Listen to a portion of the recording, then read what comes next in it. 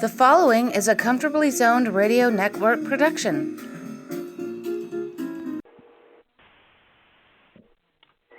Thank you, Tally Olson. We are back. New York Mets in the zone.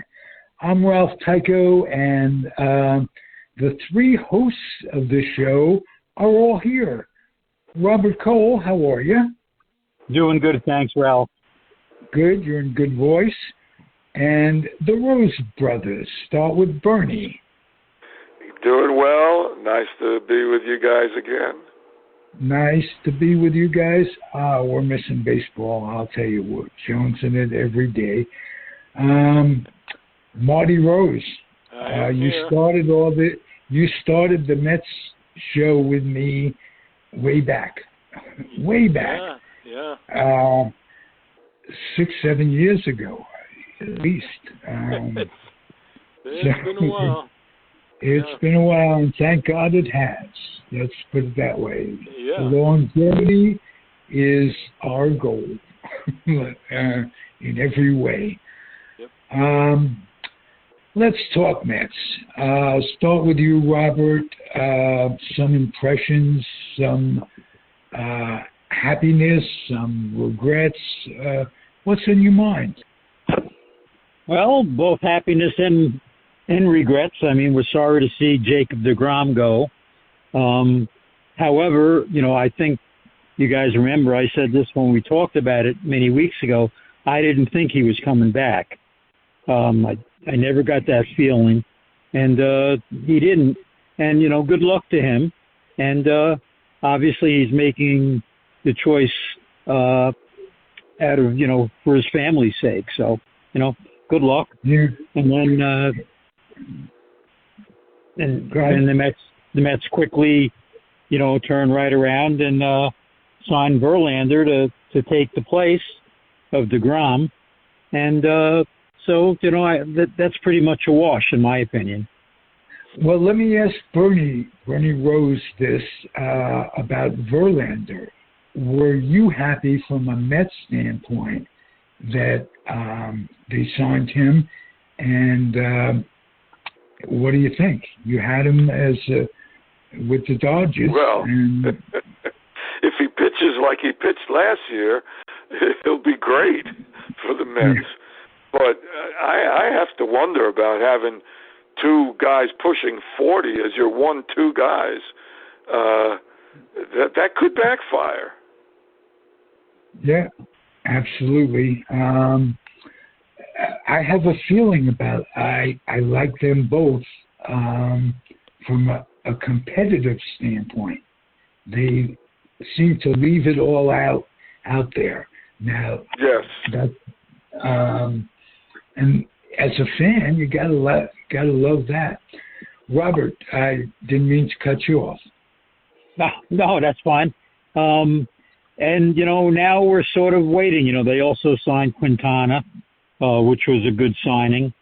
The Mets basically have shown the blueprint now, and they've talked about it.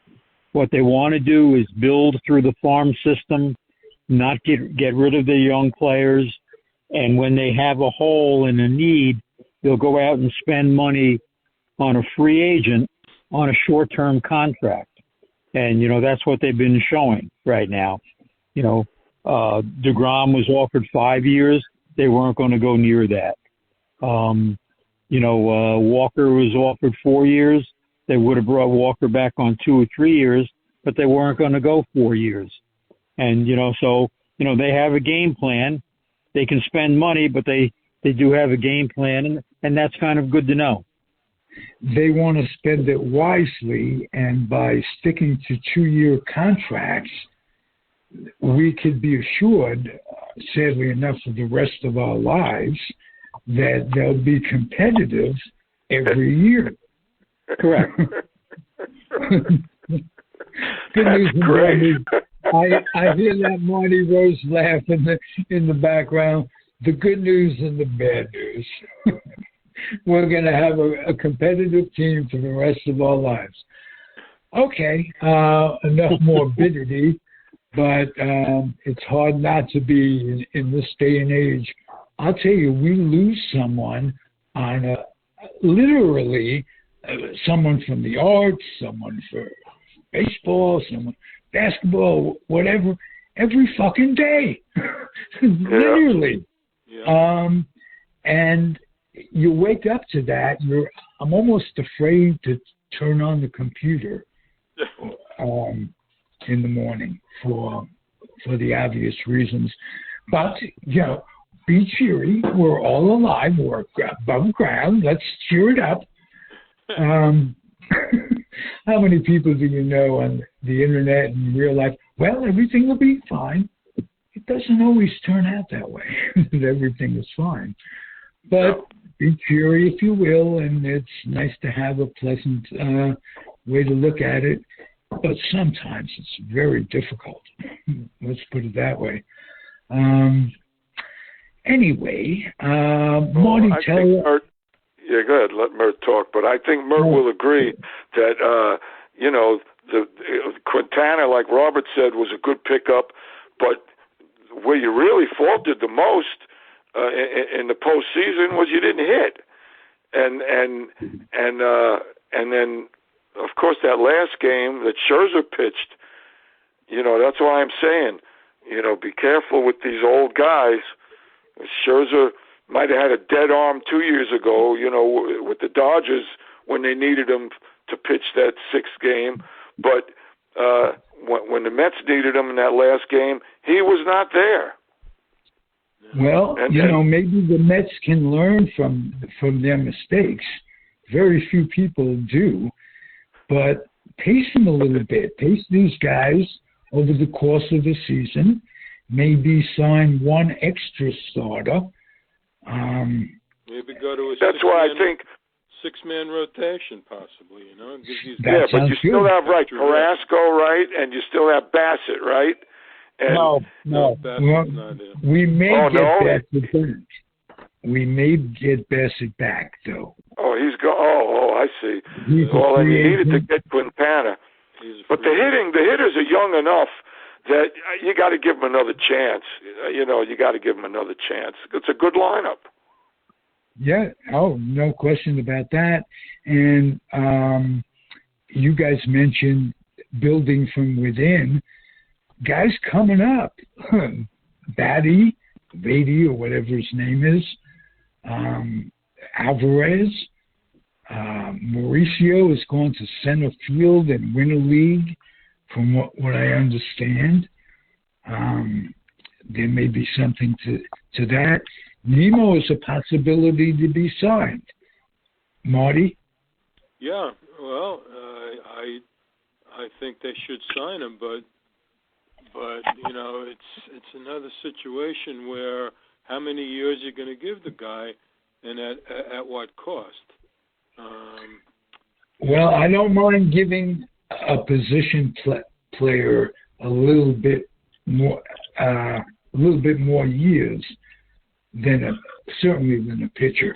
I can't imagine giving these 10-year contracts to a pitcher. And no, you can't. But go ahead, Bert. I'd go. I'd go at least 5 years for Nimmo. I mean, but is Boris his agent? Yes. Well, then that's a problem. That's a problem right there. Well, Boris hasn't always, the last few years, hasn't always been successful for his clients. Mm-hmm. So you never know. Pitching is a guessing game, and in particular, relief pitching is a guessing game. Now, the Mets signed the kingpin, Diaz. There was rumors that his brother was going to join the Mets, or they were going to get him, or that would have to be a trade. Okay. Because he's under contract with the Reds. The Mets tried to get him at the trading deadline, but the Reds, were holding out for, like two of the best prospects in the system, so the Mets weren't going to do that. Okay. But they did get this Ralh guy from the Tampa Bay, right, Robert? Yes. He's pretty good, no? Lefty? He's very good. And what's good about him is, you know, the way the Rays use their relief pitchers, he can come in any situation at any time. He could start an inning. He can come in with the bases loaded. You can bring him in the first inning, the fifth inning, the eighth inning. You know, I mean, he's done it all. And he has a very good, you know, walk to strikeout ratio, which is something the Mets were missing with their lefty last year. You know, so. Why did they trade him? What, the Rays? The Rays have so much young pitching, Ralph, that, you know, they can't hold on to everybody. And so, you know, they're just looking to make room for some of their other guys. You know, I was hoping upon hope that they would swing a trade with the Rays to get Tyler Glass now. Okay. I thought he would be a really good upgrade. Now that they signed Quintana, probably that's not going to happen. Okay. Catching. I heard McCann is going to Colorado, or was he offered to Colorado? Well, yeah, the Mets definitely trade him. No question. Yeah, the Mets are trying to trade him. You know, again, a good landing spot for him would be the Rays. You know, the Rays don't have a catcher right now. You know, and he handles young pitching staff very well. So, you know, that may be the way to go. Okay. Does that mean that Alvarez is in the picture, or is he closer? Oh, I have to feel that they're going to give him every chance to win the job in spring training.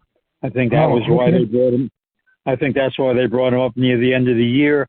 They give him a taste, and you know, hopefully he can run with it. Nito really came into his own last year. Nito did a lot. Yes, he did. But I don't think he's durable enough to be a full-time catcher. No, I mean, hopefully Alvarez wins the job. You know, you hope. Right, yeah. But you know, with Nito, every time he's had to step in and be the full-time catcher, he himself gets hurt. So you know that's a concern. But the Mets also have their number one draft choice that they picked up, who's a catcher. You know, the kid from Georgia Tech, who is very, very highly rated and is expected to come on very fast. Oh, wow. How about the Japanese kid? What's the story with him? Is it still a possibility that he signed, or is that just a wish? He hasn't signed with anybody yet. Okay. Do they seem likely to be in contention for him? They supposedly were. Now recently, Billy Epler's been very kind of, mum about it, just saying he's a very good pitcher. So who knows? Who knows what's going on behind the scenes? Okay. So what's the general outlook now with all what the Phillies are doing? Oh, wow. Wow, they are. I've always been a big Trey Turner fan, and that has ceased. I didn't like it. I didn't want him to do well with Washington, and he did. And but as a player, if I had a fantasy league, I'd want to draft him. That guy does it all. What did you think of him going with the Dodgers? Well, at the end of the 2021 season, he did nothing in the postseason. He even though he won the National League batting title, and only played half the season with the Dodgers. But in the playoffs, he did nothing. He did a little better this time around, hit a couple of home runs. But frankly, I don't think he did well enough. But and I don't think he had as good a year at the bat as people gave him credit for. But he knocked in 100 runs. He hit 300. He could steal bases. He does it all. And to put him on the Phillies there with everything they're doing all of a sudden is, that's going to be one hell of a team. Yep. Hey, change the subject for a second, and I'll let Mert take this one. Was the Judge signing a good deal for the Yankees? Well, I mean, geez, why not? The guy, yeah, absolutely. I mean, he's just a great all-around player. The only thing is, in my opinion, that he got through this past season without a major injury, and almost every other year he misses time. So is it just a matter of time till he gets hurt again? Maybe. Right. And he's been paid, so there may be some question of subconscious motivation. I'm not saying that he's going to take it, but you get paid, what is it, $40 million or so? Yeah. I'm going to stretch tomorrow. That kind of stuff. Totally out of line. I mean, it's just money's insane. It is. It's totally ridiculous. all the way around, but it's there. That's the whole thing. Exactly right. It's there. I mean, the numbers are astronomical, but the money's there, so they got to get it. Yeah. And certain teams, it's there. Yeah. And you can't blame them. But no, I know. Not at all. I know the Mets. I'm going to reiterate on this. The Mets are always going to be there because some owners, either the money's not there legitimately, or they don't want to spend it. Well, with the Mets, New York money is there legitimately, and he does want to spend it. Uncle Steve does. Yeah. So I really feel good about being a Met fan, and it's cool. I said in a meme today that I didn't think that Judge would play 240 games over the course of the next 2 years. Just have a feeling. And I tell you, I really like him. He's got a great smile. He's good with the fans. And he has as good an arm in right field as I've ever seen. And very good. Yeah, no question. They're really good. It's good to, right up there with Farillo and George Waltman. Well, maybe not. Well, he bet on himself, and he came out ahead. He really had the Yankees by the cojones. They couldn't let him go. They had to sign him. And so he let the Giants and the Padres. What's that? It was good for ball that they did. And it would have been good for ball from that standpoint if the Mets had re-signed DeGrom. Just keep some continuity, keep all that stuff. But you were right. You said that you didn't think he'd be here, Robert. And he didn't do anything to thank the fans for his loyalty or whatever. And what can I say? He did say something today. He did say something today to the effect that he appreciated the Met fans. Oh, good. Yeah. Good, because I read specifically that he hadn't up until today, I guess, when he said that. Good, that leaves me with a better taste in my mouth. When he's right, he's the best pitcher we ever saw. Well, for a year and a half. Right. You know, I mean, let's not, you know, I don't know. I mean, he had a great couple of years, but what else did he do? I agree with you. And the fact that he or Scherzer didn't do it in the playoffs. Well, don't forget, he won his game. He did. Yeah. He pitched well enough, you know. Yeah, he won his game. But, you know, you have to remember, and I'll go back to this, who his agent is, and that's Brodie Van Wagenen. And Brodie Van Wagenen, of course, as we know, was the general manager of the Mets, who was unceremoniously let go when Steve Cohen bought the team.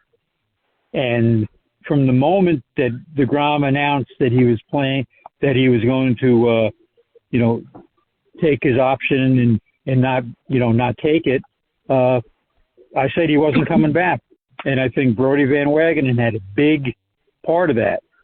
You know, he found him a team, in Texas, that offered him 5 years. I don't think there's any other team that was willing to go 5 years for DeGrom right now. Mm-hmm. Probably not. Yes. Well, they're desperate, I guess. You know, ever since, it's been quite a few years, and they've been terrible. And they went and they got Seager, and nothing came of it. You know, they're desperate down there. And you're right, because nobody else was going to give them 5 years. Yeah. Hey, and don't forget now, Texas also went out and signed another one of Bernie's players, Andrew Heaney. Yeah, I saw that. Mm-hmm. And, you know, managing is so subjective. And you could be a good manager with one team and a bad manager with another. Bochy is one terrific manager. And that can make all the difference in the world with a guy. If you got the players. If you got the players. Right.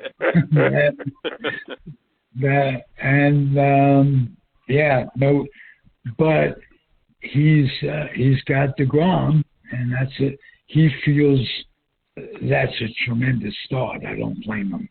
Mm-hmm. And Seager can come back and have a big year this year too. You know, so you have to see. You know, they made a couple of signings last year. They didn't work out, but you had a couple of more guys this year. Who knows? Yeah. No doubt. Hey, since we convened, and it's been quite a while now, the Mets lost an original Met pitcher, and I can't think of his name right now. So that sounds stupid. We'll try to edit that out if we possibly can. But then again, my stupidity runs rampant. Always has. There's no curtailing it. So I can't think of it. An original Met died. Yeah, you guys are up to date on that stuff. But you know, when you put those things out on the message thing, I don't always recognize all these names. Most of them, but not all of them. And that Met that you're trying to remember, he might have been an obscure one. I got a compliment for you. You know your hockey, and you kept up with your hockey over the years. My knowledge of hockey ends when I went in the Air Force, and I found it very difficult to follow hockey for a number of reasons. It's not a TV game. It's a radio game. And for being a fan. I loved it on the radio in New York. I loved the Rangers on the radio. Boy, that was great. You had Marv, and it was fantastic. Yeah. After Before that, Jim Gordon. Before that, yeah. But don't forget Win Elliott. Win Elliott, yeah. Well, that's right. Wasn't it Win Elliott that did the recreation for the Giants when they first moved? No, I believe that was Les Kiter. Les Kiter, yeah. Les Kiter, you're right. The premise of the show should be less Tyko.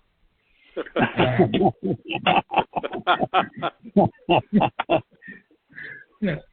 But, as far as hockey goes, after the Islanders run in the early 70s, I think I lost track of hockey after that. Tell you the truth. Hey, I'll ask you on the air, Robert. Are you keeping up with the New York Knicks? Yes, I am. Well, then join Sam Stiff and I on the New York Knicks in the Zone. We did one show already. He's got plans to get Jumpin' Johnny Green as a guest. Wow. And Fred Crawford is a guest for in the next 2 weeks. Oh, Fred Crawford, another St. Bonaventure man. Right, exactly. And I knew you had the knowledge of back then, but I didn't know if you kept up enough with today's game. He does a little bit. And if you could talk current basketball with the Knicks, join us in the booth. Yeah, let me know what the next show. I will. I'll be happy. I'll be happy to be there. And if you, just that you knew Freddie Crawford was a St. Bonaventure guy. He's got some great stories about Donovan and his brother, Tom. Yeah, Tom, yep.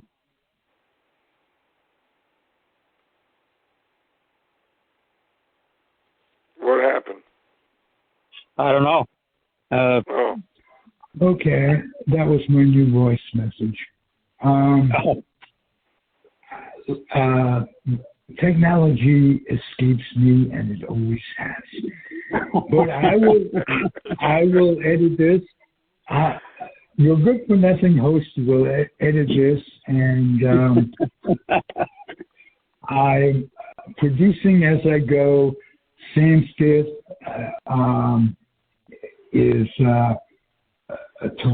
was a terrific guest. We did our first show, and he just has a lot to say, and you will be an additive, so that relieves me. Thank you, sir.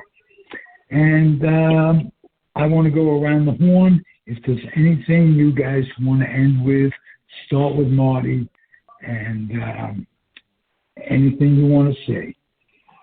No, well, I just hope that the Mets can sign a couple of more relievers. They lost just about the whole bullpen, outside of Diaz, they lost just about the whole bullpen. Is Trevor May still on the team? No, he's a free agent. Trevor May is? Okay, because I haven't heard anything about him. No, the whole bullpen, outside of Diaz is pretty much gone. That they had last year. I mean, May is a free agent, and Lugo wants to be a starter. He's still out there. Just about every other guy that they had is gone. I mean, I haven't seen. Well, okay, they did sign a couple of guys. Like we said, they got this Ralh guy in a trade, and they got some Dioka guy and Yakubanis. I don't even know who these guys are, but they definitely are missing guys that were very good, like Ottavino. He's still out there. Hopefully they can get some of these guys back. Well, I know Ottavino, they're trying to get him back. But, with the Mets right now, they have a certain, amount of years that they want to give guys, and these guys are all looking for more years. And if somebody's going to give it to them, that's where they're going to go. Yeah, guess so. Mm-hmm. Like Chris Bassett, they'd love to have Bassett back, but Bassett wants more than 3 years. No starter gets his. He's not DeGrom. He's a middle of the rotation guy. Why would he get 5 years? Nobody's going to give him that. Yeah, well, Walker got 4 years. I guess so. Well, his age for one, he's still young, and Bassett is actually a little bit older. He's, I think, 33 or 34, if I'm not mistaken. Yeah. Well, he's not going to get 4 years. That's crazy. So this will be his one, his one shot, one bite at the apple. So we'll have to see. The thing is, you get a 3-year deal and you pitch well, you're going to get another year or two from somebody else, even at 36, 37. I don't know why they have to have 4 years. Why that's a deal breaker. They still got Peterson and McGill who can still improve. These guys are young. Oh, yeah. They can definitely improve. And they also have that lefty whose name escapes me that they picked up a couple of years ago, but he had Tommy John. What the heck's his name? Reed Foley? Well, Reed Foley, they re-signed. Oh, they did? Okay. Yeah. They just re-signed Reed Foley, and God, I'm getting Alzheimer's here. It's called Tyko-itis. It's diagnosable. And Tommy Hunter. They just re-signed Tommy Hunter as well. Okay. All right. Good. Very good. Barn, to you, anything you want to add? Kick, save, and a beauty by Ed Jockerman.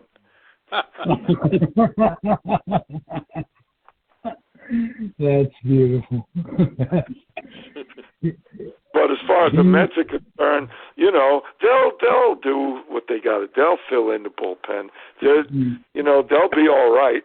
That's going to be a tough threesome with the Phillies and the Braves and the Mets.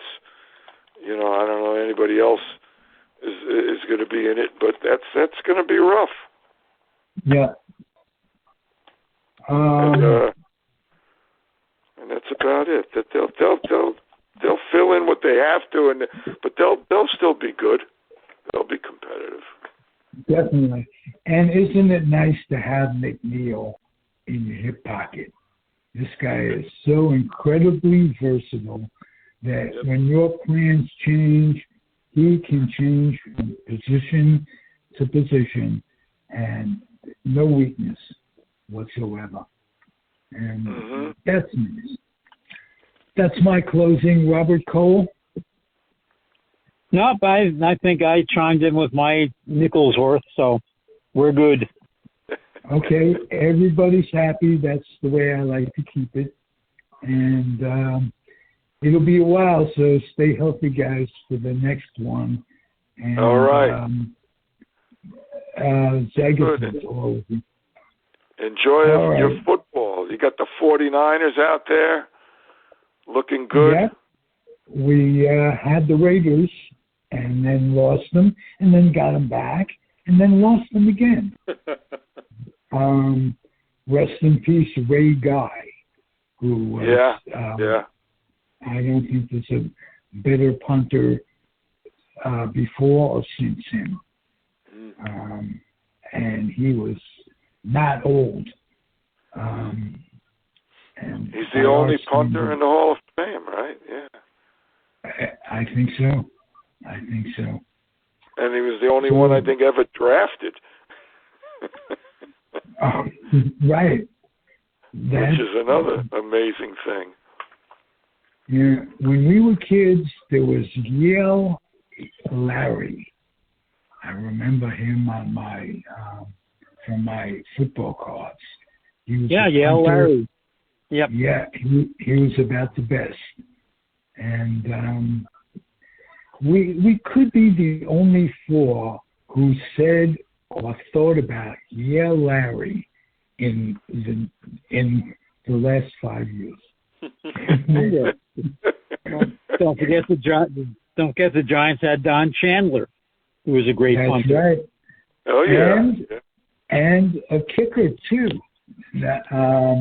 He was both, at least for a while. Yeah, that was very unusual too. Yeah. And we had Al Regattas telling us all about it. Yep. Right. And Marty Glickman. Wow. All right. Okay, for $100, Ralph.